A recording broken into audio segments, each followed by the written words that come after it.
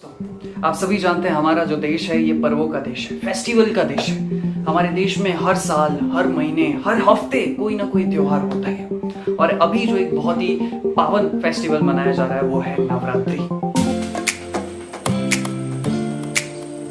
इस सीजन में बहुत सारी अलग अलग चीजें की जाती है। बहुत सारे लोग अपने अपने रिलीजन की बहुत सारी अलग अलग चीजें होती है। कैलकाटा में कुछ और होता है, महाराष्ट्र में अलग अलग तरीकों से इसे सेलिब्रेट किया जाता है। बट एक चीज जो बड़ी कॉमन होती है इस दौरान, इस सीजन में बहुत सारे लोग फास्ट करते हैं, उपवास रखते हैं, व्रत रखते हैं। So being as a nutritionist, हमारा हेल्थ का चैनल है, तो मैं आपको इस सीजन में आप किस तरीके से अपने न्यूट्रिशन का ख्याल रख सकते हैं ताकि इस सीजन में भी आप बहुत हेल्दी रहे, आपको थकान महसूस ना हो और आप एक ऑप्टिमम हेल्थ को अचीव कर सकें। सो शुरू करते हैं।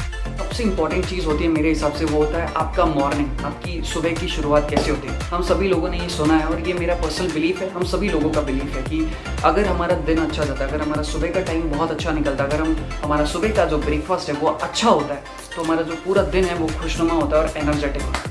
So being as a nutritionist, जो भी मेरे पास थोड़ा बहुत न्यूट्रिशन का नॉलेज है, उससे मैं ये कह सकता हूँ कि आपको आपके दिन की शुरुआत जो है वो नींबू पानी से करनी चाहिए। गुनगुने पानी में आपने नींबू डाल दिया, आप उससे शुरुआत करें। इसके बाद जो कुछ भी आप करते हैं, नहाना धोना हो गया, अपनी फिजिकल एक्टिविटी हो गई। अच्छा हाँ, एक बहुत ही इंपॉर्टेंट चीज़ कि आपको इस दौरान बहुत हाई लेवल की फिजिकल एक्टिविटी नहीं करनी चाहिए, स्पेशली अगर आप व्रत या उपवास रखते हैं। ठीक है, ज़्यादा हाई करेंगे तो फिर आपकी बॉडी की रिक्वायरमेंट ज़्यादा हो जाएगी। तो बेसिकली आप मॉडरेट लेवल की फिजिकल एक्टिविटी करें। ओके, अब इसके बाद जो आता है आपका ब्रेकफास्ट, तो ब्रेकफास्ट में आपको करना चाहिए फलाहार। ठीक है, आप कोई भी फ्रूट्स सिलेक्ट कर सकते हैं, एक दो फ्रूट्स जो भी सीजनेबल अवेलेबल है, जैसे कि एप्पल हो गया, पोमोग्रेनेट हो गया, पपाया हो गया, पाइनएप्पल हो गया, एक्सेट्रा।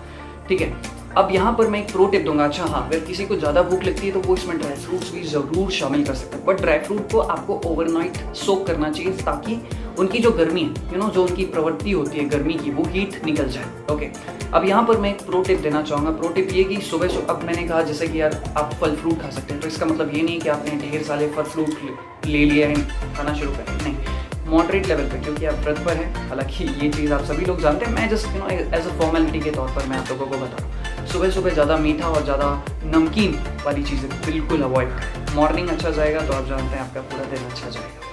दूसरी सबसे इंपॉर्टेंट चीज़ जिसका आपको बहुत ख्याल रखना चाहिए, कई दफ़ा मैंने ये देखा है कि लोग व्रत के सीज़न में बहुत सारी तली भुनी चीज़ खाते हैं, जैसे कि कद्दू के आटे के पकौड़े। हालांकि हमने तो कभी सुना नहीं, लेकिन मुझसे बहुत सारे लोग बताते हैं कि वो ये खाते हैं। दूसरा सिंगाड़े के आटे का पराठा, ऐसे पता नहीं बहुत सारी चीज़ें होती हैं, बहुत सारे लोग अलग अलग तरीके की चीज़ें खाते हैं। तो इन चीज़ों को अवॉइड करें यार। हम लोग व्रत क्यों करते हैं? ताकि हम एक जो सबसे बड़ा रीज़न होता है, बहुत सारे रीज़न हो सकते हैं अलग अलग कल्चर के हिसाब से, बट एक जो सबसे मेन रीज़न वो होता है कि हम अपने शरीर को, अपनी बॉडी को, अपने स्टमक को थोड़ा सा आराम दें। अगर आप यही सारी चीज़ें खाएंगे तो आपकी बॉडी को बहुत सारी कैलोरीज जाएंगी। तो व्रत करने का जो मेन बेस है, जो रूट है जिसके कारण हम व्रत रखते हैं, वो दूर हो जाएगा। सो अब बात करते हैं दोपहर के खाने की। दोपहर के खाने में क्या होना चाहिए? मेरे हिसाब से जो दो सबसे अच्छी चीज़ मैं आप लोगों को सजेस्ट करूंगा ताकि आपकी जो मैक्रो और माइक्रो न्यूट्रिएंट की जो ज़रूरत है वो पूरी हो जाए। सबसे पहला मैं कहूँगा कि यार सिंगाड़े के आटे का हलवा, ये बहुत इंपॉर्टेंट है। मार्केट में बहुत ही आसानी से उपलब्ध हो जाता है, नहीं तो सिंगाड़े भी उपलब्ध होते हैं। ठीक है, तो आप उसका हलवा ले सकते हो, उसमें आप गुड़ मिला सकते हैं, उसमें आप शहद मिला सकते हैं, उसमें आप मिश्री मिला सकते हैं। आई थिंक बहुत टेस्टी होता है। और अगर आप इसको घी में बनाओगे तो मतलब क्या कहना, तो ये चीज़ हो सकती है। इसमें आप ड्राई फ्रूट्स ऐड कर सकते हो, थोड़ी अपनी कलाकारी ऐड कर सकते हो। दूसरी चीज़, अगर आप ये इसके बजाय और भी कुछ अल्टरनेट में ऑप्शन कहूँगा तो मैं कहूँगा कि आप मिल्क ले सकते हैं। आप गाजर का हलवा अगर अवेलेबल हो तो वो ले सकते हैं। और मिल्क के साथ आप मखाने, बहुत अच्छी चीज़ होती है। अगर आप उसे बनाते हैं मखाने दूध में डाल के तो बहुत अच्छी चीज़ होती है। और भी बहुत सारी चीज़ें हैं, मेरे दिमाग में ये दो चीज़ें आ रही हैं तो मैंने आपको बता दी। यार मैं उन सभी लोगों का बहुत मतलब मैं आश्चर्यचकित होता हूँ कि लोग कैसे यार नवरात्रि में बिना कुछ खाए पिए निकाल लेते हैं। कुछ लोग तो ऐसे हैं कि कुछ नहीं खाते, कुछ लोग तो मैंने यहाँ तक सुने भाई कि लौंग खा के, एक लौंग खाते हैं दिन भर में, पूरा एक लौंग, और उस गर्म पानी पीते हैं और उसी में पूरा दिन, पूरे 10 दिन निकाल लेते हैं। कैसे कर लेते हैं यार? उनकी श्रद्धा को और उनकी इस कैपेसिटी को सलाम है। लेकिन मैं फिर भी ये कहूँगा, प्लीज़ मुझे क्रिटिसाइज़ ना किया जाए। मेरा उद्देश्य किसी का व्रत तोड़ना या व्रत के खिलाफ बोलना बिल्कुल भी नहीं। अगर आप एक एक्सट्रीम कंडीशन में सफ़र कर रहे हैं या फिर अगर आपको लगता है कि आपकी कैपेसिटी के अकॉर्डिंग ये चीज़ नहीं है, व्रत कर पाना थोड़ा मुश्किल है, तो मेरे हिसाब से बीच में एक आध बार आप कुछ ज़रूर खा लीजिए। जैसे कि आप दही का इस्तेमाल कर सकते हैं, इससे बॉडी को थोड़ी ठंडक मिलेगी और आपको एनर्जी मिल जाएगी। और दूसरी चीज़ का वो है श्रीखंड हो गया। आप फ्रूट का जूस ले सकते हैं या फिर फ्रूट्स ले सकते हैं या फिर थोड़ा बहुत सलाद भी ले सकते हैं, ताकि बॉडी में थोड़ी एनर्जी बनी रहे और हाइड्रेशन लेवल भी बना रहे। चौथी और सबसे लास्ट चीज़ जो मैं आप लोगों को बताना चाहूँगा, इतने लंबे समय तक जब हम व्रत रखते हैं, 1-2 दिन रखना ठीक है, लेकिन 5, 6, 7, 8, 10 दिन तक व्रत रखना ये एक बहुत बड़ी तपस्या होती है। तो इस दौरान कई दफ़ा बहुत सारे लोगों को मिचली आना, थकान होना, बॉडी पर बहुत ज़्यादा स्ट्रेस क्रिएट हो जाता है। सो ऐसे में मैं कहूँगा कि यार आपके पास कुछ ना कुछ अच्छे ऑप्शन होने चाहिए। एटलीस्ट यार अगर आप नहीं खाना चाहते तो कुछ ना कुछ ड्रिंकिंग वाले कुछ ना कुछ शरबत के ऑप्शन आपके पास होने चाहिए, इससे आपका व्रत भी बना रहेगा।